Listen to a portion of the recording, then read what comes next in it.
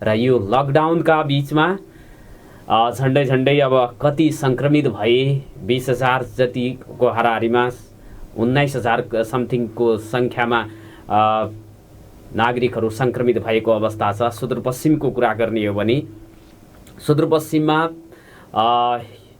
4,127 जना सङ्क्रमित भएको र त्यसमध्ये 2,202 जना निको भएको अवस्था छ भने हाल एक्टिभ सङ्क्रमितको सङ्ख्या सुदूरपश्चिममा मात्रै 1917 जना रहेको छ। 1917 जना सङ्ख्या भनेको एक्टिभ कोरोना केसहरूमा सबैभन्दा बढी सुदूरपश्चिम प्रदेशमा रहेको छ। अन्य प्रदेशको तुलनामा सङ्क्रमित अलि कम भए पनि एक्टिभ केसहरूको सङ्ख्या अहिले सुदूरपश्चिममा सबैभन्दा बढी छ।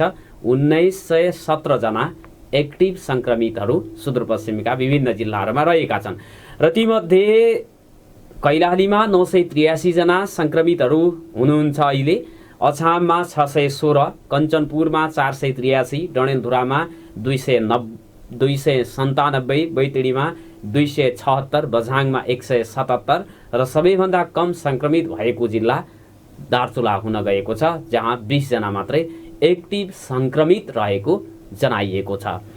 यो सँगसँगै लकडाउन खुले सँगसँगै अब यातायातको सेवाहरू केही लकडाउन त खुल्यो तर त्यो के कुराहरू गर्न नपाइने भनेर पनि सरकारले निर्दिष्ट गरेको छ।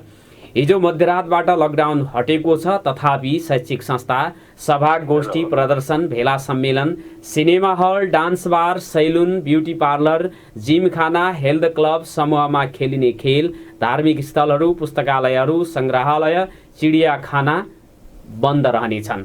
होटल, रेस्टुरेन्ट साउन 5 गतेबाट खुल्न दिने गरी सरकारले गृह कार्य गरेको छ। भदौ 1 बाट विद्यार्थी भर्ना र परीक्षा गर्न सक्ने गरी छुट गरिएको छ भने हवाई सेवा र लामो दूरीको यातायात भदौ 1 गतेबाट सञ्चालन हुने भन्ने हालको सरकारको निर्णय रहेको छ।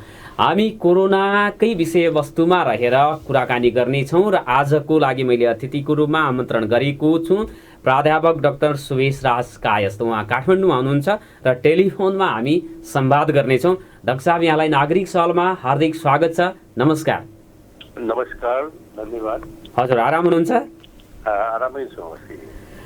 अब यो चैत्र 11 गतेदेखि लागू भएको लकडाउन हिजो राति 12 बजेबाट सरकारले अन्त्य गरेको छ। यो अवस्थामा हेर्ने हो भने अझै सङ्क्रमितको सङ्ख्या पनि भइराखेको छन् नागरिकहरू र एक्टिभ केसेसहरू पनि अब छन् भनौँ प्रत्येक प्रदेशमा, हरेक जसो जिल्लाहरूमा। अब चाहिँ यो स्थितिमा लकडाउन खुलिसकेपछिको अवस्था कोरोना सङ्क्रमणको कस्तो होला भन्ने अब एउटा स्वास्थ्य विज्ञको हिसाबले यहाँको बुझाइ अब चाहिँ कस्तो सङ्क्रमित हुन्छ अथवा नागरिकहरूले पनि कस्ता उपाय अवलम्बन गर्नुपर्छ भनेर पनि हामी छलफल गरौँला। सुरुमा चाहिँ यहाँको चाहिँ दृष्टिकोण अब कस्तो हुन्छ अवस्था? अब सरस्वती अहिले जुन कोभिड-19 को चाहिँ महामारीको स्वरूपलाई हेर्दाखेरि जुन हिसाबले अब आकलन गरेका थियौँ हामीले, यो चाहिँ अब दिनदिन अब यो साउन भदौमा त धेरै पिक लिन्छ, अझ 50,000 को सङ्ख्यामा चाहिँ केसहरू चाहिँ देखा पर्छ भन्ने जुन आकलन गरिएको थियो केही हप्ता अगाडि, त्यसमा चाहिँ सङ्क्रमणको दर अलि शिथिल भएको अवश्य पनि छ। तर एउटा कुरा के छ भने नेपाल चाहिँ अब कुनै कुनै जिल्लामा 5-6वटा जिल्लामा कोरोना मुक्त नै घोषणा गरेको छ सरकारले। कोरोना मुक्त भनेको छ, घोषणा भनौँ। अनि अब देशभरिमा कोरोनाको सङ्क्रमणमा अलि शिथिलता देखिया छ, सङ्क्रमणको दर चाहिँ कमी आएको छ भन्ने जुन चाहिँ प्रकाशमा आइरहेको छ। अब त्यसको वैज्ञानिक तथ्य चाहिँ नरहेको अवस्था छ है। जुनसुकै देशमा महामारी कोरोनाको महामारी फैलिँदै गएपछि देशले के गर्छ भन्दाखेरि यसको सङ्क्रमण छ छैन, सङ्क्रमणको स्थिति कस्तो छ, यसको मोनिटरिङ गर्नलाई आफ्नो परीक्षणको दायरा चाहिँ एकदम तीव्र रूपले बढाएको पाइन्छ। तर नेपालमा त्यो नभएकोले अहिले सठिक भन्न चाहिँ अप्ठ्यारो छ कि यो कोरोना कोभिड-19 चाहिँ महामारीको स्वरूप शिथिलता आएको हो होइन, यो तस्बिर चाहिँ हामीले यकिनका साथ वैज्ञानिक रूपले चाहिँ भन्न हामीलाई गाह्रो छ। किनभनेदेखि त्यो भन्नलाई, त्यो वैज्ञानिक रूपले हामीले प्रमाणित गर्नलाई देशको दायरा बढाउनु पर्छ। समुदायमा सङ्क्रमण छ छैन त्यसको चाहिँ यकिन गर्नु चाहिँ हामीले पर्छ। त्यो यकिन गर्ने तरिका चाहिँ के हो भनेदेखि परीक्षणको दायरा बढाउने र लक्षणविहीन ट्राभल हिस्ट्री नभएको त्यस्तो भर्जिन कम्युनिटीमा गएर हामीले चाहिँ परीक्षण गर्न आवश्यक हुन्छ, समुदायमा ट्रान्समिसन छैन भन्ने। तर त्यो हामीले चाहिँ गरेका छैनौँ। हामीले सरसर्ती के छ भने 4-5 हजारको यसमै सीमित छ सुरुदेखि अहिलेसम्म। कुल पिसिआरको परीक्षण अहिले पनि नेपालमा हिजोको दिनमा, अस्तिको दिनमा, अब आजको दिनमा पनि होला 5,000 भन्दा हामीले बढाउन सकेका छैनौँ। 4,000, 4,500, 5,000को हाराहारीमा मात्र छ परीक्षण। अब त्यति परीक्षण गरेर यो यसको वैज्ञानिक आकलन गर्न चाहिँ हामीले अप्ठ्यारो, एक नम्बर। दोस्रो नम्बर, यो आकलनको यो चाहिँ जुन चाहिँ परिणाम हाम्रो सामु आइरहेको छ प्रतिदिनको रिपोर्टहरूको अनुसार, अहिले सरकारले चाहिँ लकडाउन पूर्णतया, अब यो लकडाउन खोलेको चाहिँ होइन, अलि मिडियाको साथीहरूले पनि यसलाई अलिकति ट्विस्ट गरेका छ कि हजुर श्रावण 7 गतेदेखि पूर्णतया लकडाउन चाहिँ खुल्यो भनेर भनेको छ। त्यो चाहिँ गरेका छैन सरकारले। भदौ 1 गतेदेखि भनेको छ। ट्रान्सपोर्टेसनहरूमा होस्, हवाई सेवाहरूमा होस्, अब शैक्षिक संस्थाहरू लगायत सबै शैक्षिक संस्थाहरू लगायत यस्तो लामो दूरीको यातायातहरू इत्यादिमा बन्देज नै छ। यो त अब भदौ 1 गतेदेखि मात्र भनेको छ। त्यो पनि भदौ 1 गतेदेखि एउटा सावधान चाहिँ के हुनुपर्छ भनेदेखि यो भदौ 1 गतेदेखि खुल्छ भनेर पनि भन्न अहिले त्यसमा केही चिजहरू चाहिँ थप्नुपर्ने हो सरकारले। परिस्थिति अनुसार अहिलेसम्मकोमा हामी जस्तो छौँ, तर भदौ 1 गतेदेखि खोल्ने भनेर नै भन्न सकिन्न। किनभनेदेखि धेरै देशहरूमा फेरि लकडाउन सुरु गरेका छ। दोस्रो पिक आएको छ, त्यहाँ शिथिल भएर पनि दोस्रो पिक आएको छ। त्यस्तो पनि भएको खण्डमा यो लकडाउन चाहिँ क्यान्सल पनि हुन सक्छ। किनभनेदेखि सङ्क्रमणहरू अचानक फैलियो भने यसमा त अब धेरै जसो मुलुकहरूमा हामीले लकडाउनको अवस्था चाहिँ पुनः खोल्दै गरिरहेका छिमेकी मुलुक भारतमा पनि विभिन्न राज्यहरूमा, होल भारतमा नभए पनि उनीहरूले इम्पोज गरिरहेको छ लकडाउन। त्यसैले अहिले भन्न गाह्रो छ।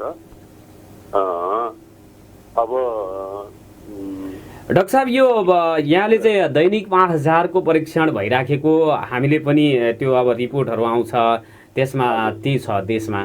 हाम्रो जनसङ्ख्याको हिसाबले हेर्दाखेरि दैनिक चाहिँ कति जति यो चाहिँ स्वाब सङ्कलनहरू अथवा परीक्षण हुनुपर्ने हुन्थ्यो समुदायमा सङ्क्रमण छैन भनेर यकिन गर्नका लागि? अब त्यसमा चाहिँ यति नै भन्न सकिँदैन होइन। अब जनसङ्ख्याको 2 देखि 3% मा चाहिँ हामीले परीक्षण चाहिँ गर्नुपर्ने हुन्छ। हजुर, कोरोना मुक्त घोषणा गर्नलाई। अब जस्तै कि अब सरकारी नीतिमा के छ भनेदेखि यो हामीले कन्ट्रोल, यो कोभिड-19 को रोकथाम नियन्त्रणको परिदृश्य हेर्दाखेरि सरकारको अलि विभेदकारी नीतिहरू पनि देखियो। विभेदकारी नीति भन्दाखेरि के भनेदेखि यसको चाहिँ जुन रणनीतिहरू हो सरकारको, त्यसमा अलि पक्षपाती पनि देखियो। जस्तै कि तपाईँलाई म भन्छु एउटा इक्जाम्पल, काठमाडौँ भ्यालीलाई मात्र नेपाल खाने सरकारको नीति चाहिँ यस्तो छ। अहिले पनि कोरोना रोकथाम भने काठमाडौँलाई गर्नुपर्छ, देशको अन्य भागलाई उसले त्यतिको फोकस गरेर देखिँदैन, जबकि आक्रान्त देशको अन्य भाग छ।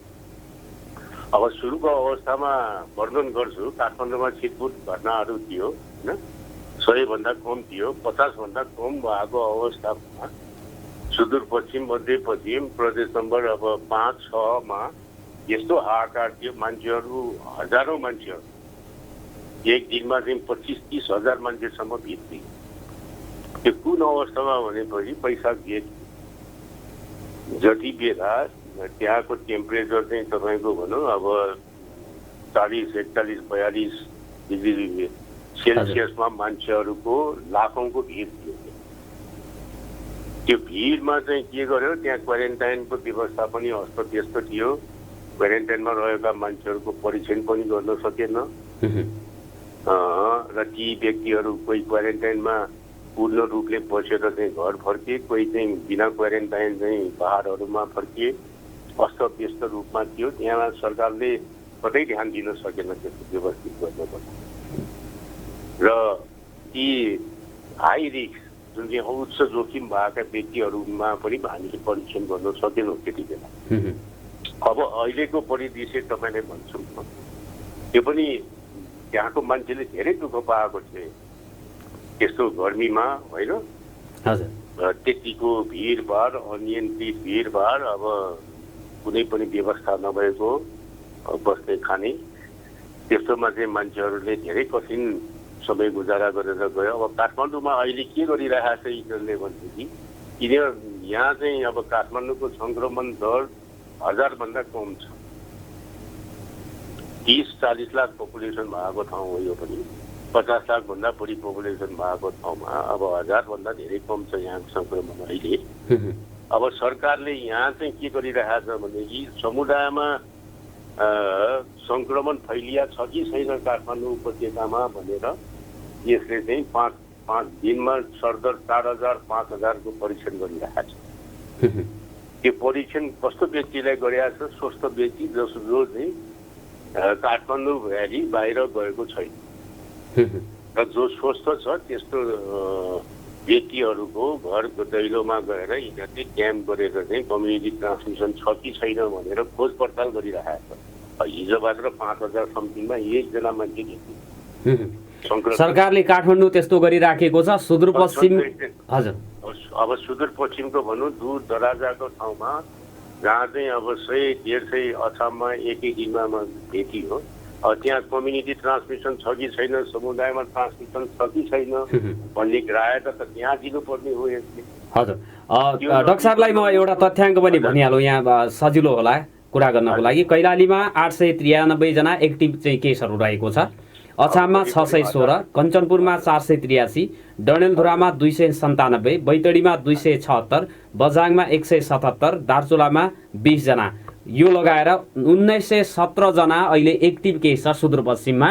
र सुदूरपश्चिमको कैलालीको गौरीभण्डा नाका र कञ्चनपुरको गड्डा चौकी नाकाबाट झन्डै एक दिनमा 1000 जना चाहिँ आइराखेको अवस्था छ। अहिले भारतमा हरेक दिन 40,000 को हाराहारीमा नयाँ सङ्क्रमित भएको ठाउँबाट 1000 भन्दा बढी त कैलाली र कञ्चनपुरबाट आउँदैछन् भने दार्चुला र बझाङमा यो बैतडीमा पनि सीमा नाका रहेको छ।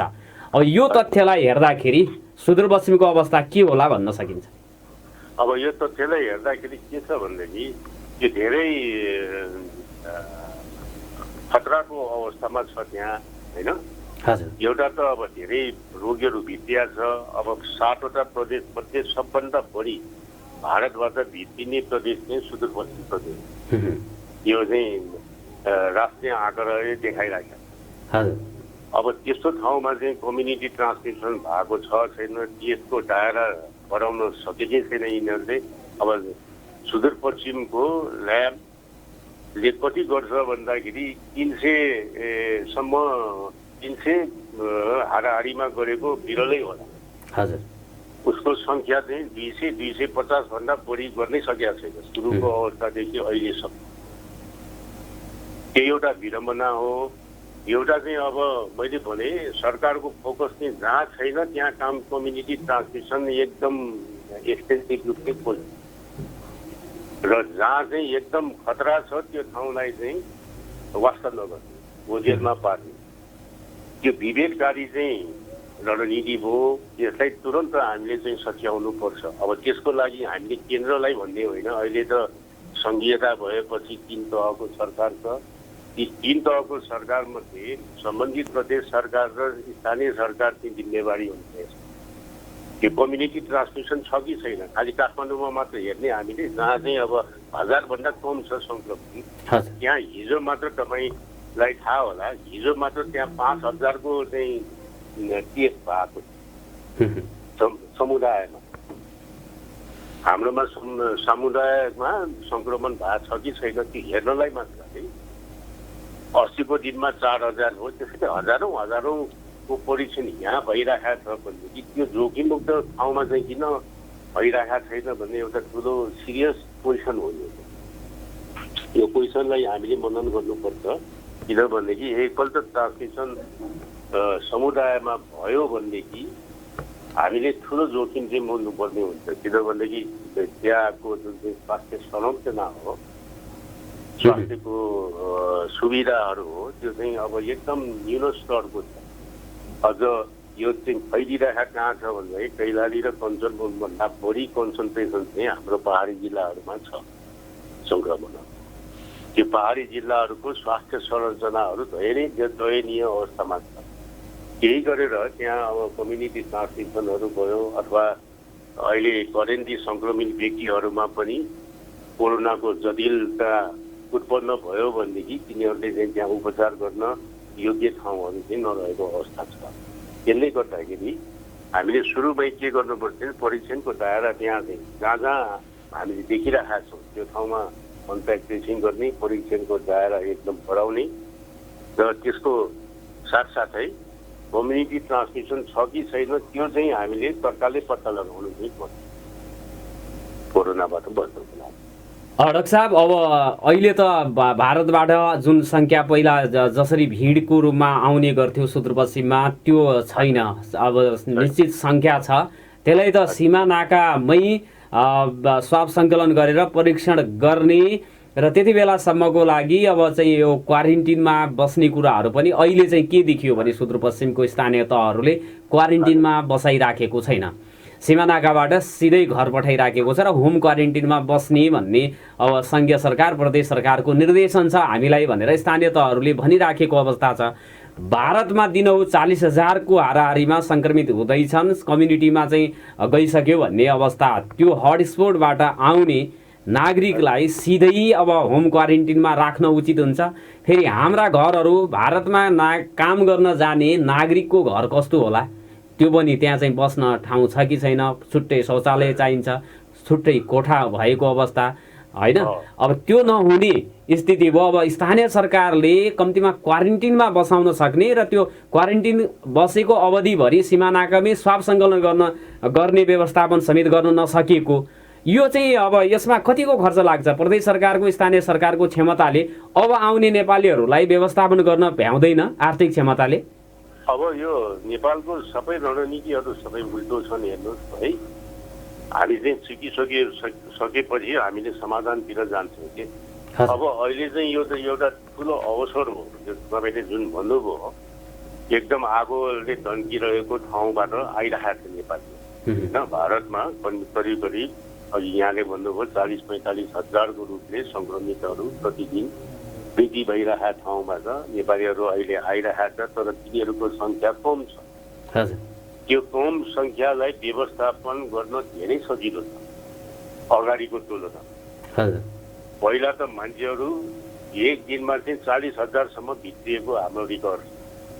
यस्तो अनियन्त्रितलाई व्यवस्थापन गर्न चाहिँ छुटकारा सरकारले पाउँछ, त्यसै क्षमा दान गर्न सकिन्छ।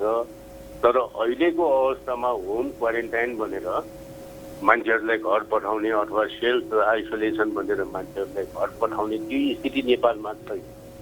यो स्थिति कहिले हुन्छ भनेदेखि जब मान्छेहरू चाहिँ अनियन्त्रित रूपले जम्मा हुन्छन् क्वारेन्टाइनमा, क्वारेन्टाइनले आफ्नो क्षमता भ्याउँदैन, त्यस्तो बेलामा हो वैकल्पिक रणनीति चाहिँ घरमा पठाउने। अब क्वारेन्टाइन खाली गरेर आइसोलेसनको अब हस्पिटलहरू खाली गरेर उनीहरूलाई होम आइसोलेसनमा जाने अथवा होम क्वारेन्टाइनमा जाने भन्ने त्यो मूर्खता हो। परिस्थिति अनुसार मैले भन्दैछु है, किनभने कोभिड-19को महामारीमा जुनसुकै देशमा, चाहे विकसित देश होस् चाहे विकासोन्मुख देश होस्, तिनीहरूको रणनीति के हुन्छ भनेदेखि त्यो कोरोना सङ्क्रमणको स्थिति अनुसार सरकारले आफ्नो रणनीतिको अवलम्बन गर्छ। अब धेरै रोगीहरू आयो भनेदेखि भेन्टिलेटर कसलाई दिने? 100 जना रोगी छ, 50वटा भेन्टिलेटर छ भनेदेखि भेन्टिलेटर कसलाई दिने भन्नेमा पनि उसले प्राथमिकता रोज्छ। युवा अवस्था जसको चाहिँ अब प्रोडक्टिभ एज छ होइन। अब एउटा चाहिँ 90-95 वर्षको बुढो छ भनेदेखि उसले युवा अवस्थाको मान्छेलाई नै थाहा त्यस्तो प्राथमिक त्यस्तो रणनीतिहरू चाहिँ परिवर्तन हुँदै जान्छ के लोड अनुसार। तर अहिले सुदूरपश्चिमको हकमा कुरा गर्दाखेरि भारतबाट भित्रिनेको सङ्ख्या धेरै कम चाहिँ यहाँले भन्नुभयो पहिला जस्तो छैन। तर तिनीहरूलाई चाहिँ सजिलैसँग हामीले क्वारेन्टाइनमा राख्ने, सजिलैसँग उहाँहरूको परीक्षण गरेर अब सुरक्षित रूपले आफ्नो ठाउँमा पठाउने यो चाहिँ हामीले गर्नै पर्छ। यसमा हामी चुक्नु हुँदैन किनभनेदेखि अहिले यो हाम्रो क्षमताभित्र नै छ यो रणनीतिहरू अप्नाउने। हजुर, तर स्थानीय तहहरूले सिधै घरमा पठाइराखेको अवस्था छ। यो बिचमा सरकारले जस्तो 4 महिना लामो लकडाउन भयो र यो बिचमा सरकारले स्वास्थ्य क्षेत्रमै थप चाहिँ अब यो संसाधनहरूबाट चाहिँ सुव्यवस्थित बनाउन के गर्यो भन्ने प्रश्नहरू पनि उठ्छ। जस्तो आइसियुको कुराहरू, भेन्टिलेटर कति थपिए होइन, जनशक्ति अथवा यो चाहिँ क्षमता अभिवृद्धि कति गर्यो भन्ने कुरा पनि अहम हो। त्यो चाहिँ कस्तो पाउनु भएको छ यहाँले यो चाहिँ अब यो यस अवस्थामा चाहिँ हामी एकदम नाजुक अवस्थामा छौँ हेर्नुहोस् है। हजुर, अब एउटा यो कोभिड-19 को एउटा क्लिनिकल मोडेल हुन्छ डक्टर भाषामा। क्लिनिकल मोडेल भनेको अब सर्वसाधारणले बुझ्ने हिसाबले म भन्छु 100 जना कोभिड-19 को 100 पेसेन्ट भयो भनेदेखि 20% पेसेन्टहरू चाहिँ हस्पिटलमा एडमिसन गर्नुपर्ने हुन्छ। 20 जना, त्यो 20 जना मध्ये 15 जनालाई चाहिँ अक्सिजन सपोर्ट चाहिने हुन्छ, बाँकी 5 जनालाई चाहिँ कडा खालको क्रिटिकल कन्डिसनमा हुन्छ जसलाई आइसियु चाहिन्छ। अब यो अवस्थामा के छ भनेदेखि यो क्लिनिकल मोडेलले विचार गर्दाखेरि 10,000 भन्दा कम भयो भनेदेखि अब भनौँ न अहिले सुदूरपश्चिमको हकमा 8,000 9,000 पुगेको छ।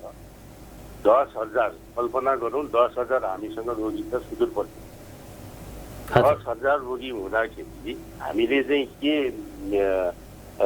दिमागमा राख्नुपर्छ भनेदेखि 2,000 भन्दा बढी 3,000 देखि 4,000 रोगी चाहिँ हस्पिटलमा अक्सिजन दिनुपर्ने खालको हुनुपर्छ र 500 भन्दा बढी चाहिँ मान्छेहरू अत्यन्त नाजुक अवस्थाको क्रिटिकल कन्डिसनमा जाने हुन्छन् र 500 वटा आइसियु बेड चाहिँ स्ट्यान्ड बाई हुनुपर्छ हामीसँग अहिले सुदूरपश्चिमको हकमा है। हजुर, जब हाम्रो सङ्ख्या चाहिँ 10,000 पुग्छ यसको क्यालकुलेसन गरेर भन्छु। तर त्यो अवस्था चाहिँ हामीसँग बिल्कुलै छैन होइन। हामीसँग अब कति 10-15 जति आइसियु होला। हामी कहाँ चाहिँ 500 आइसियु हुनुपर्ने 10,000 सङ्ख्याभन्दा बढी भयो क्रिटिकल रोगीहरू। अब त्यो क्षमताले हामीसँग केही पनि तयारी छैन होइन। त्यस्तो कन्डिसन आएको खण्डमा अब भगवान्को कृपाले आएन अथवा अब नआउला, तर तयारीको अवस्था चाहिँ हाम्रो एकदमै निराशाजनक चाहिँ देखियो। यो बिचमा पनि यो लकडाउनको अर्थ चाहिँ के हो भन्नेतर्फ प्रश्न उठाउन मिल्ने ठाउँ सरकारले राखेको छ। न यो संरचनाहरू आइसियु भेन्टिलेटरहरू थप्न सकेको अवस्था छ, न परीक्षणको दायरा बढाउन सक्यो, केका लागि चाहिँ लकडाउन गरिएको थियो भन्ने प्रश्नहरू पनि उब्जिएका छन्। डाक्टर साहब, अब यो मैले यहाँलाई चाहिँ प्रश्न गरेँ, अब चाहिँ अबको स्थितिमा जस्तो अब स्थानीय तहहरूले प्रदेश सरकारले गर्नुपर्ने दायित्वका विषयमा त केही कुरा यहाँले अगाडि पनि भन्नुभएको छ। अझै पनि मैले त्यसै कुरालाई चाहिँ पुनः सोध्न चाहे, प्रदेश सरकारले स्थानीय तहको सरकारले लकडाउन अन्त भएको चाहिँ स्थितिमा के गर्न चाहिँ उपयुक्त हुन्छ होला? अब लकडाउन अन्त भएको स्थितिमा अहिले अब फुकुलो हुँदै गएको छ होइन।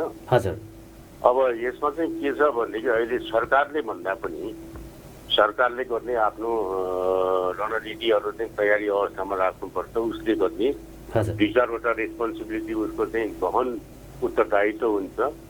त्यसमा चाहिँ मैले अघि भने अहिले चाहिँ एप्लिकेबल छ यो चाहिँ अब हामीले व्यावहारिक रूपले उतार्न सक्ने चाहिँ हरेक पेसेन्टहरूलाई क्वारेन्टाइनमा राख्ने र सेल्फ आइसोलेसन नभइकन आइसोलेसन अब को लागि चाहिँ धेरै प्राथमिक स्वास्थ्य केन्द्रदेखि जिल्ला अस्पतालदेखि अञ्चल अस्पतालहरूमा आइसोलेसन बेडहरू राखेको छ। क्षमताले भ्याएसम्म ती सङ्क्रमितहरूलाई आइसोलेसनमै राख्ने। अहिले त क्षमताले भ्याउँछ कि अहिले त क्षमताले भ्याउँछ रोगी पत्ता लगाएको रोगीहरू। केसको दायरा बढाउने, कन्ट्याक्ट ट्रेसिङलाई चाहिँ अब धेरै बढावा दिने र कम्युनिटी ट्रान्समिसन हाम्रो यो भेगमा छ कि छैन भन्ने चाहिँ त्यसको लागि खोज पडताल गर्ने।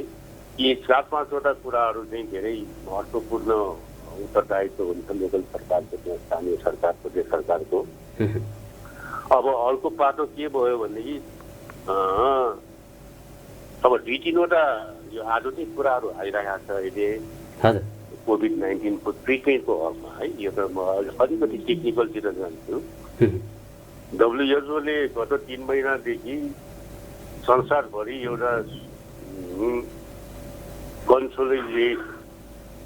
कन्सोलिडेटरी क्लिनिकल ट्रायल भनेर सोलिडेटरी क्लिनिकल ट्रायल सुरु गरेका छ। यो गरे चाहिँ कस्तै अत्यन्त विकसित देशदेखि विकासोन्मुख देशहरूले गरिरहेको छ, जसमा 150 भन्दा बढी देशहरूले भाग लिइरहेको छ। त्यसमा चाहिँ अब हाम्रो दक्षिण एसियामा भारत, पाकिस्तान, बङ्गलादेश यो 3वटा देशले सुरु गरेको 1 महिना भइसक्यो। यो चाहिँ एक किसिमको उपचार हो जसमा 5-6वटा औषधिहरू हुन्छ।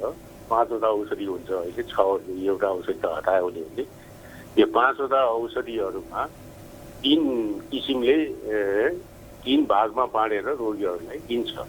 र यो ट्रायल कस्तो छ भने WHO ले अनुमोदन गरेका ट्रायल हो संसारभरि। यसमा चाहिँ अब रोगीको जुनसुकै दूर दराजको दुर्गम हस्पिटलहरूमा पनि गर्न सकिने ट्रायल हो। यसको लागि ठुलो हाई किसिमको कुनै मोनिटर गर्नुपर्ने त्यस्तो छैन होइन। त्यसमा चाहिँ नेपाल भर्खर प्रवेश गरेको छ। त्यो पनि धेरै छिटो हो। नेपाल प्रवेश गरिसकेको छ यो ट्रायलमा र 18वटा हस्पिटलहरू चाहिँ छानी पनि सकेका छ। त्यो 18वटा हस्पिटल मध्ये सुदूरपश्चिमको कुनै हस्पिटल चाहिँ परेको छैन। त्यो पनि एउटा विडम्बना हो। हाम्रो आफूले चाहिँ प्रभावकारी भूमिका ननिभाएको अथवा उहाँहरूले चाहिँ भन्न नसकेको कारणले हामी त्यो औषधिबाट पनि वञ्चित भएको है। अब हिजो भर्खरै नेपाल सरकारको तर्फबाट एउटा चाहिँ प्लाज्मा थेरापी धेरै ठाउँमा भइरहेको छ। भारत लगायत बङ्गलादेश, पाकिस्तान सबै ठाउँमा यो प्रभावकारी पनि भएको छ। कसलाई भन्दाखेरि धेरै क्रिटिकल रोगीहरूलाई प्लाज्मा थेरापी भने निको भइसकेको सङ्क्रमितको रगतको केही पदार्थहरू क्रिटिकल्ली इल भएको पेसेन्टहरूलाई दिन्छ। त्यो चाहिँ अब हिजो घोषणा भइसकेको छ। यो नेपालमा पनि लागू हुन्छ भनेर त्यो पनि 18वटा हस्पिटलहरूमा दिएको छ। त्यसमा सुदूरपश्चिम लिस्टमा परेको छ कि छैन त्यो मलाई थाहा भएन है। अब यो बाहिरतिर यो अहिले लास्ट के भइरहेको छ यो कुरामा पनि त्यहाँको लोकल सरकार चाहिँ चनाखो हुनुपर्छ। जस्तै कि मैले भने यो सोलिडेटरी क्लिनिकल ट्रायलमा चाहिँ हामी परेनौँ, हाम्रो हस्पिटल कुनै पनि परेन। त्यसमा दोष हाम्रो हुन्छ किनभनेदेखि हामीले अध्ययन अनुसन्धान गरेनौँ, त्यहाँ भन्न सकेनौँ, त्यो कारणले हामी वञ्चित भयौँ। अब यो जुन चाहिँ प्लाज्मा थेरापीको लागि 16वटा हस्पिटललाई उसले चाहिँ अनुमति दिइसकेको छ। अब हाम्रो परेन त्यो चाहिँ मलाई यकिन थाहा भएन। हिजो मात्र भएको भने मैले डाक्टर साहब 8 बजेको छ ठ्याक्कै, हामी टाइम चेक बजाउँ, त्यसपछि हामी पुनः संवाद गर्नेछौँ। हामी नागरिक सवालमा हामी कोरोना भाइरस कोभिड-19 को विषयवस्तुमा केन्द्रित रहेर छलफल गरिराखेका छौँ र मैले प्रश्न गरिराखेको छु प्राध्यापक डाक्टर सुवेश राज कायस्थ। उहाँ हामीसँग जोडिनु भएको छ र हामी संवादमा छौँ। डाक्टर साहब पुनः स्वागत छ यहाँलाई। धन्यवाद। हजुर, यहाँले प्लाज्मा थेरापीको कुरा गर्दै हुनुहुन्थ्यो। त्यसको चाहिँ ट्रायल नेपालमा मतलब त्यो प्रयोगमा भइराखेको छ 16वटा हस्पिटल भन्नुभयो यहाँले। अब त्यो हुँदैछ। हिजो घोषणा गरिसकेको छ। हिजो घोषणा भइसकेको छ। यो हिजो मात्र भएको। हजुर मैले सुने। हजुर, अब यो चाहिँ साधारण कुरा हो, यो कुनै ठुलो होइन। प्लाज्मा थेरापी भने के हो भनेदेखि यो ब्लड ट्रान्सफ्युसन जस्तै हो। एक व्यक्तिको ब्लड निकालेर अर्को व्यक्तिमा दिने सिम्पल तरिका हो। त्यसमा चाहिँ रगतलाई चाहिँ छुट्याइन्छ हामीले। रगतको चाहिँ जुन सेतो भाग हो त्यो मात्र दिइन्छ। रगतलाई चाहिँ अब सेडिमेन्ट गरिन्छ। सेतो भाग जुन प्लाज्मा भन्छौँ हामी, त्यो चाहिँ 55% जति हुन्छ रगतको त्यो सेतो भाग। त्यो भाग चाहिँ छुट्याएर पेसेन्टलाई दिने हो। त्यो कस्तो पेसेन्टलाई दिने हो भनेदेखि क्रिटिकल जुन चाहिँ अब एकदम कडा खालको भेन्टिलेटरमा जान लागेको, एकदम कडा खालको निमोनिया भएको रोगीलाई त्यो ब्लड चाहिँ दिइन्छ। त्यो ब्लड कसबाट लिइन्छ भनेदेखि सङ्क्रमण निको भइसक्यो मान्छे, हजुर, कोभिड-19 पोजिटिभ छ, पोजिटिभ भएर नेगेटिभ भइसक्यो मान्छे भनेपछि निको भइसक्यो व्यक्तिबाट त्यो रगत लिइन्छ। र त्यो रगत चाहिँ कति बेलासम्म उसको चाहिँ भ्यालिडेट हुन्छ भनेदेखि 3 हप्तासम्म। निको भएको 3 हप्तासम्म त्यसको चाहिँ एन्टिबडी हुन्छ। रोग त्यो कीटाणुलाई चाहिँ निष्क्रिय पार्ने तत्त्वलाई हामी एन्टिबडी भन्छौँ। त्यो निको भइसक्यो मान्छेको रगतमा एन्टिबडी हुन्छ। त्यो एन्टिबडी नै त्यो रोगीलाई हामीले दिने हो। र त्यो एकदम सामान्य पद्धति हो र यो प्रभावकारी चाहिँ हुन्छ उपचारमा। यो प्रभावकारी हुन्छ।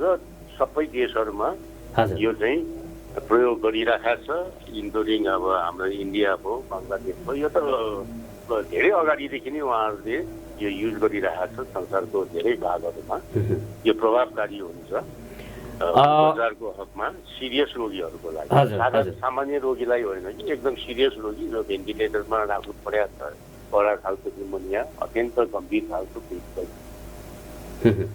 हजुर, यो खोप चाहिँ परीक्षणको कुराहरू, त्यो निर्माण गर्ने कुराहरू पनि यो आएको छ पत्र पत्रिकाहरूमा। बेलायतमा यसको चाहिँ सफल परीक्षण भएर यो चाहिँ सफल भयो भन्ने किसिमको आएको छ।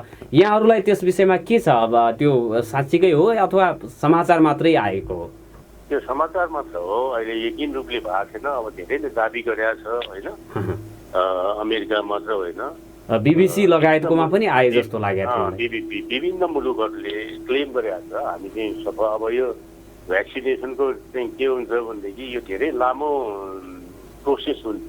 हजुर, यो चाहिँ अब ट्रायल भन्छ। कुनै पनि औषधि भ्याक्सिन मार्केटमा आउनु अगाडि प्रथम चरण, दोस्रो चरण, तेस्रो चरण, चौथो चरण, पाँचौँ चरण, यो चरणबद्ध रूपले 5 चरणसम्म आएको हुन्छ। त्यो 5 चरण आइसकेपछि फेरि त्यो प्रोसेसिङ हुन्छ। FDA भन्ने इन्टरनेसनल अर्गनाइजेसन उसले एप्रुभ गर्नु पर्यो। अनि एप्रुभ गरेपछि बल्ल मार्केटिङमा आउँछ। अब धेरै जसो खोपहरू चाहिँ यो दोस्रो तेस्रो ट्रायलमै छ, तिनीहरू फाइनल भएको छैन। तर अहिले दोस्रो तेस्रो ट्रायलमा देखाइरहेको चाहिँ रिजल्टहरू हो त्यो उत्साहपूर्वक छ। सबैको ट्रायल जस्तो खोपहरूको ट्रायलहरू भइरहेको छ। अब त्यो फाइनलमा आउनलाई त टाइम लाग्छ, अझ 1 वर्ष 1.5 वर्ष 2 वर्षै लाग्ला। यति छिटै चाहिँ हुँदैन, अझै 1 वर्ष जति लाग्न सक्छ। अवश्य लाग्न सक्छ। किनभनेदेखि यसको धेरै प्रोसेस हुन्छ। कुनै पनि औषधि अथवा त्यो खोपहरूको आविष्कार गर्दाखेरि विभिन्न ट्रायलहरू पार गर्दै जानु पर्यो। त्यसले गर्दाखेरि त्यो भ्याक्सिनेसन चाहिँ अहिले हाम्रो चाहिँ के हुन्छ भनेदेखि हामीले अहिले तत्कालै आशा गर्न चाहिँ सकिँदैन। हजुर, डाक्टर साहब यहाँले चाहिँ प्लाज्मा थेरापीको कुरा गर्नुभयो, त्यो प्रभावकारी हुन्छ भनेर भन्नुभएको छ। त्योभन्दा अगाडि जस्तो यो औषधि 5 प्रकारको कि 6 प्रकारको औषधि प्रयोग गरेर पनि भइराखेको छ भनेर भन्नुभएको छ। नेपालमा त्यसको प्रयोग भइराखेको छ कि छैन भनेर फेरि मैले यो प्रश्न आवश्यक ठाने गर्नलाई। हजुर, के भइराखेको छ? अब नेपालमा चाहिँ के छ भनेदेखि यसमा चाहिँ प्रस्तावना दिनुपर्ने हुन्छ WHO लाई होइन। हजुर, यसको चाहिँ मुख्य यो कन्डक्ट गरिरहेको। सुरुमा के थियो भनेदेखि युरोपमा मात्र सीमित थियो। यो चाहिँ क्यानाडा भनौँ युरोपेली अन्य मुलुकहरू, जर्मनहरूमा, यिनीहरूमा धेरै मात्रामा यो युज भएको थियो। इभेन अमेरिकामा त्यसको नतिजा पनि राम्रो देखियो होइन? त्यहाँ नतिजाहरू पनि राम्रै देखियो। नतिजा राम्रो देखियो। तर अब यो ट्रायल चाहिँ ह्युज ट्रायल हुनुपर्छ नि। जति जनसङ्ख्या बढा त्यति रिजल्ट चाहिँ राम्रो हुने भएको थियो। सीमित सङ्ख्या मात्र भयो भनेर WHO ले के गर्यो भनेदेखि यो चाहिँ विकासोन्मुख विकसित देशहरू, अब थर्ड वर्ल्ड गरिब देशहरूमा पनि यो जानुपर्छ भन्ने अनुमोदन गरेर धेरै देशहरू सहभागी छन्। अहिले अमेरिकाको यो भारतको चाहिँ जुन all India medical institute, private हस्पिटलहरू, गभर्मेन्टको धेरै जसो हस्पिटलहरूमा यो ट्रायलहरू चाहिँ भइरहेको छ इन्डियामा। हजुर। र यो बङ्गलादेशमा पनि भएको छ। यो भएको 1-1.5 महिनै भइसकेको छ यहाँ। तर नेपालले गत हप्तामा चाहिँ प्रस्तावना पेश गरेको छ, हामी पनि यो गर्छौँ भनेर। धेरै ढिलो भयो, नेपालको काम चाहिँ अलिक ढिलै हुन्छ कि, ढिलो भयो। यो प्रोसेसमा छ, अब गर्छ होला। किनभने यो केही औषधि त नेपालमा अहिले पनि उपलब्ध छ, तर केही औषधि हामी नेपालमा चाहिँ पाइँदैन थियो।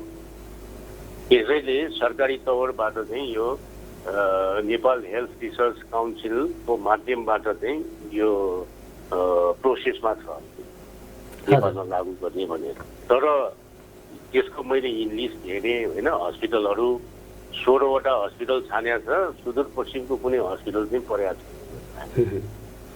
हजुर।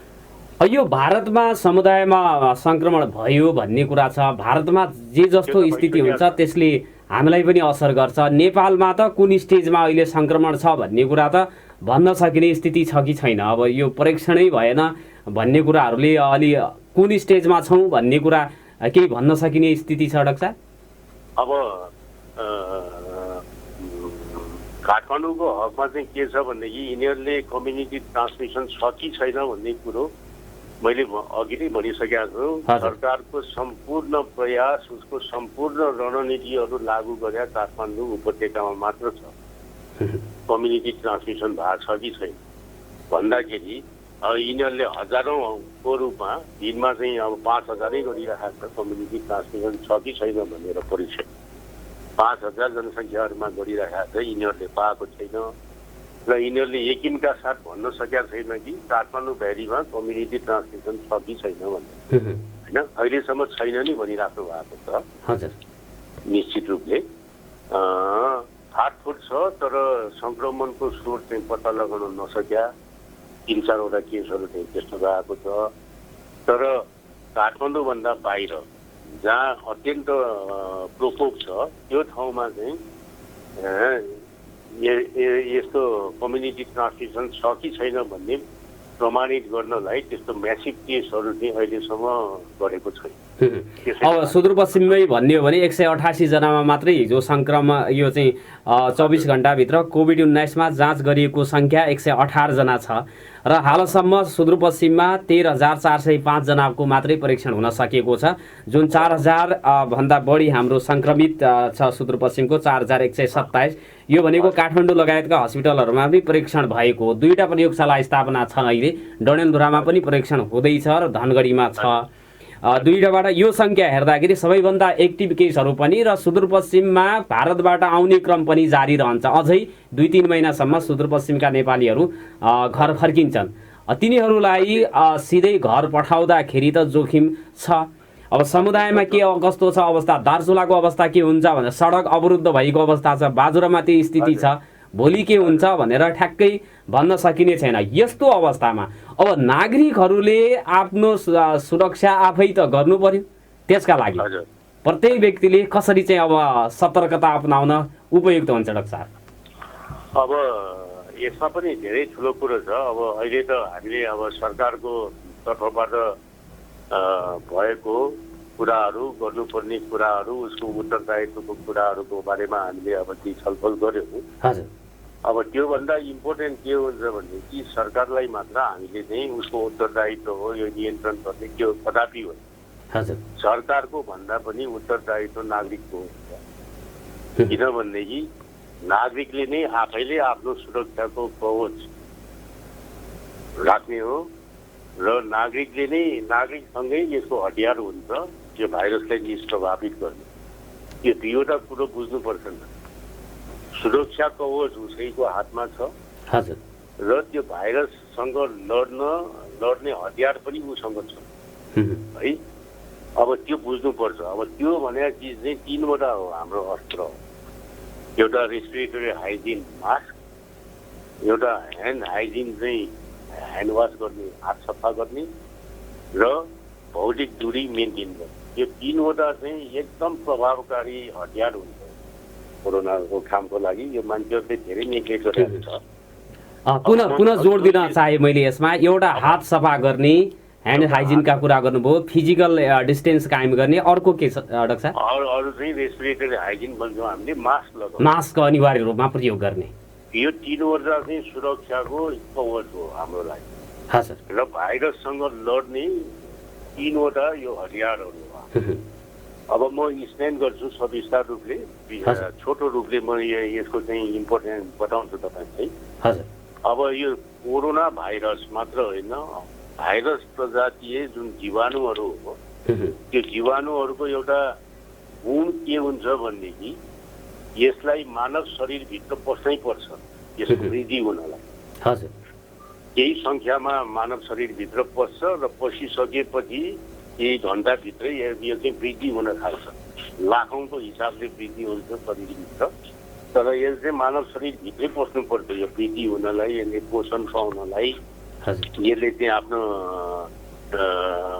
गुणात्मक वृद्धि हुनको लागि सबै वातावरण चाहिँ मानव शरीर नै हुन्छ। मानव शरीरभन्दा बाहिर यो बाँच्नु सक्दैन, यो कुरा हामीले थाहा पाउनु पर्छ।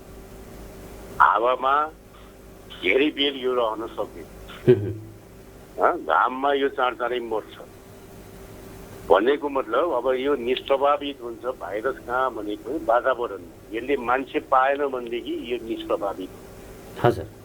अब मान्छे पाएन भनेदेखि निष्प्रभावित हुने भएकोले कोरोना भाइरस नियन्त्रण गर्ने तरिकै त्यो हो। यसलाई चाहिँ निष्प्रभावित गर्ने कस्तै मान्छेले निष्प्रभावित गर्ने, हामीले निष्प्रभावित गर्ने।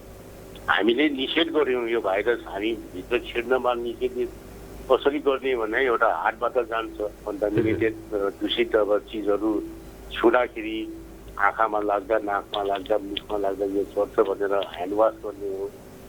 मास्क लगाउने के हुन्छ भने कुनै सङ्क्रमित व्यक्तिको भाइरस हामीमा नसरोस् अथवा हामी सङ्क्रमित छौँ भनेदेखि अरूलाई नसरोस् भन्ने हिसाबले अब वातावरणमा यो भाइरस चाहिँ गयो भने पनि मान्छेमा एट्याक हुन सकेन भनेदेखि यो निष्प्रभाव है। अब यसो कुरो चाहिँ भौतिक दूरी मेन्टेन गर्यो भने पनि 2 मिटरभन्दा बढी चाहिँ यो सर्न सक्दैन। यसलाई चाहिँ एकदम क्लोज प्रोक्सिमिटी चाहिन्छ, धेरै नजिक एक आपसमा नजिक, जति नजिक आयो त्यति यो भाइरस चाहिँ सर्ने हुन्छ। त्यसैले भौतिक दूरी कायम गर्दाखेरि पनि के हो, त्यहाँ सङ्क्रमित भयो भने पनि भाइरस चाहिँ वातावरणमा निष्प्रभावित, त्यो हिसाबले सङ्क्रमणको डर घट्दै जान्छ यदि हामीले 3वटा चिज चाहिँ इमान्दारीपूर्वक हामीले अवलम्बन गऱ्यौँ भनेदेखि यो भाइरस चाहिँ वातावरणमा निष्प्रभावित भएर वातावरण यो भाइरस चाहिँ ड्यामेज हुन्छ र यसको सङ्क्रमणमा धेरै सिकिन्छ। त्यसैले यो लकडाउन गर्ने, यो 3वटा चिजमा बारम्बार इन्फेक्सन दिने भने मतलब भाइरसलाई निष्क्रिय गर्ने वातावरण, किनभनेदेखि शरीर मानव शरीर नपाइकन यो भाइरस बच्नै सक्छ। त्यस्तो किसिमको यो पानी खाने कुराहरू, फलफुल, यो तरकारीहरूमा त यो भाइरस हुँदैन, यो भाइरस भयो पनि बच्न सक्दैन। पखाल्ने क्रममा, धुने क्रममा, पकाउने क्रममा नष्ट हुन्छ र यो बाहिरी वातावरणमा यो बच्न सक्दैन। यसलाई चाहिँ मानव शरीर नै चाहिन्छ। मानव शरीर पनि फेरि बाहिरी होइन कि मानव शरीरको कोष हुन्छ, सेल भन्छौँ हामी, कोष, मानव शरीरको कोषभित्र पस्नै पर्छ यसको वृद्धि। यसले र भित्र पस्ने भनेको नाक, मुख, आँखाबाट मात्रै हो न अहिलेसम्मलाई वैज्ञानिक रूपले मेन सर्ने भनेको चाहिँ श्वास प्रश्वासबाट, ड्रपलेट इन्फेक्सनबाट सर्छ। हजुर। डाक्टर साहब, यो हामीलाई महत्त्वपूर्ण समय दिनुभयो, यसको लागि म हार्दिक धन्यवाद दिन चाहन्छु। र अन्त्यमा मैले सोध्न छुटाएको भन्नै पर्ने केही कुरा छ भने मैले अनुरोध गरेँ पुनः।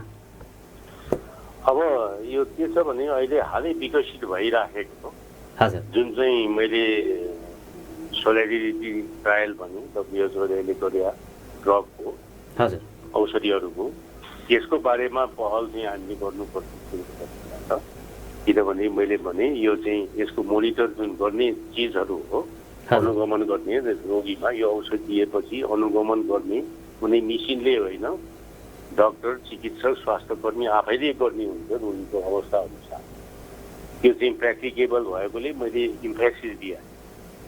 यो सकेसम्म हामी चाहिँ सहभागी हुनुपर्छ कुनै कुनै हस्पिटलहरू।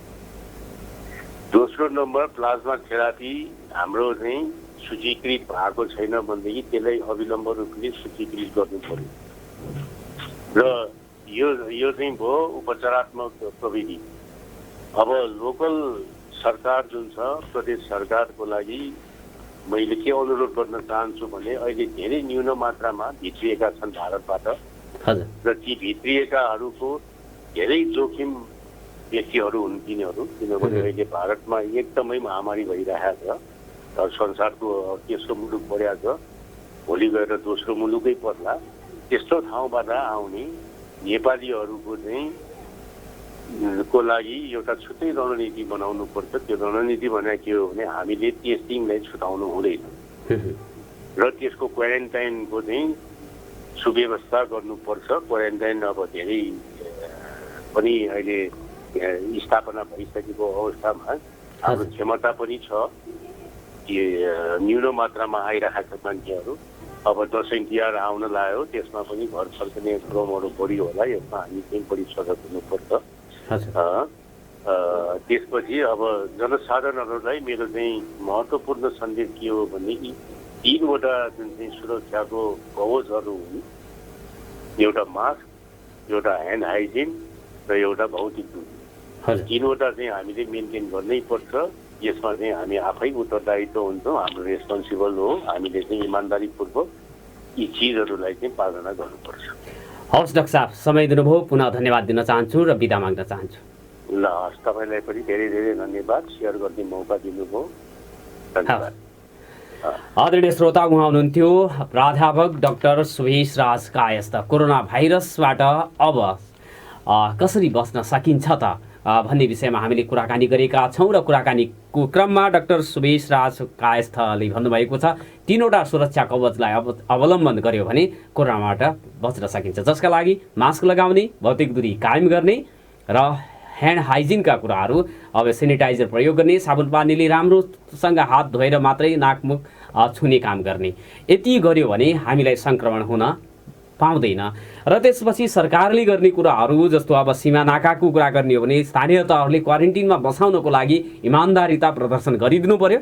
भारतबाट आउने निश्चित सङ्ख्या मात्रै छ र त्यो एकदमै हट जोनबाट आइराखेको जनसङ्ख्यालाई क्वारेन्टिनमा होल्डिङ सेन्टरमा सकिन्छ भने सीमा क्षेत्रमै होल्डिङ सेन्टरहरू निर्माण गरेर त्यहाँ राख्ने र त्यसपछि स्थानीय तहहरूले निश्चित अवधिका लागि 14 दिन भनेको छ, त्यति बेलासम्म क्वारेन्टिनमा राख्ने, स्वाब सङ्कलन गर्ने काम पनि सीमानाकाबाटै गर्नुपर्ने हुन्छ। प्लाज्मा थेरापी लगायत अर्को चाहिँ यो चाहिँ उपचार पद्धतिको बारेमा पनि डाक्टर साहबले कुराकानी गर्नुभएको छ। त्यस विषयमा हाम्रो प्रदेश सरकारको ध्यानाकर्षण जाओस् र यो प्रादेशिक अस्पताल लगायत डडेलधुरा अस्पताल, महाकाली उपक्षेत्रीय उपप्रादेशिक अस्पतालबाट यी सेवाहरू सञ्चालन हुन् र नागरिकहरूलाई जुन एउटा यो डरको स्थितिबाट उन्मुक्त हुनको लागि पनि सरकारले यस्ता गतिविधिहरू गर्नुपर्ने हुन्छ र जुन भारतबाट आएका नागरिकहरूलाई सिधै घर पठाउने जुन चाहिँ अहिले पछिल्लो चाहिँ क्रम देखिएको छ, यो निकै घातक साबित हुन सक्छ। त्यसतर्फ स्थानीय तहको सरकारको, प्रदेश सरकारको ध्यानाकर्षण जानु जरुरी छ र जाँदै सुदूरपश्चिममा विप्लव माओवादीले सरकारी सवारी सञ्चालन गर्न नदिने भनेर आज पनि भनिएको छ। तसर्थ सरकारी साधनहरू प्रयोग गर्ने सरकारी कर्मचारीहरूले विशेष ख्याल अपनाइदिनु होला भन्ने अनुरोधका साथ आजको बसाइबाट म बिदा माग्न चाहन्छु र जाँदै सुदूरपश्चिममा 1917 जना एक्टिभ केसहरू रहेको छ। हिजोको 3 सम्मको यो आँकडा हो, जसमध्ये कैलालीमा सबैभन्दा बढी सङ्क्रमित हुनुहुन्छ 993 जना, अछाममा 616 जना, कञ्चनपुरमा 483 जना, डडेलधुरामा 297 जना, बैतडीमा 276 जना, बझाङमा 177 जना र दार्चुलामा 20 जना रहेका छन्। र सुदूरपश्चिमको सङ्ख्या हेर्यो भने 10,000मा सङ्क्रमित भयो भने 500 आइसियुको व्यवस्थापन प्रदेश सरकारले गर्न सक्नुपर्ने हुन्थ्यो, त्यो गर्न सकिएको छैन। बाँकी कुरा अर्को दिनहरूमा गर्दै गरौँला। हामीलाई सुन्दै गर्नुहोला। नमस्कार, शुभ दिन।